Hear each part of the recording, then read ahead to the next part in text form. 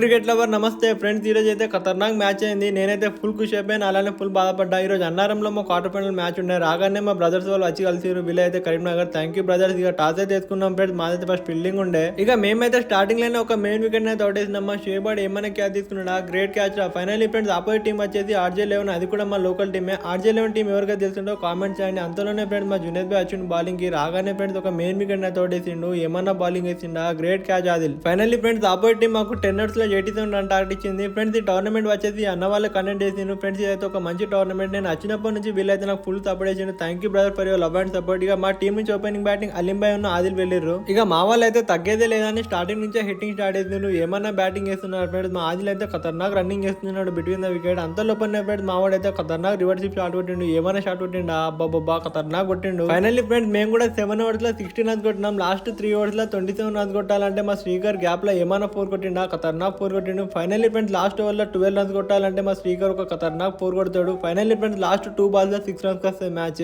ఇక 5th ball అయితే dot అయిపోయింది. లాస్ట్ 1 ball 6 runs వస్తాయి మ్యాచ్. మనోడు అయితే పెద్ద షాట్ కొట్టి గెలిపిస్తా అనుకున్నాడు మ్యాచ్, కానీ జస్ట్ సింగిల్ రన్ వచ్చింది అక్కడ. ఏం చేద్దాం ఫ్రెండ్స్, మనోడు అయితే చాలా అంటే చాలా ట్రై చేసిండు మ్యాచ్ గెలిపిస్తా అని. మేమైతే మ్యాచ్ అయితే ఓడిపోయినాం దగ్గర దాకా వచ్చి. ఫైనల్ ఫ్రెండ్స్ అక్కడ నుంచి అయితే సీదా దగ్గరికి వచ్చి మంచూరియా తిన్నాం. టేస్ట్ అయితే సూపర్ ఉండే ఫ్రెండ్స్. మీకు టెంపుల్ ఎక్కడుందో తెలుసుంటే కామెంట్ చేయండి. బాయ్ ఫ్రెండ్స్, కలుద్దాం.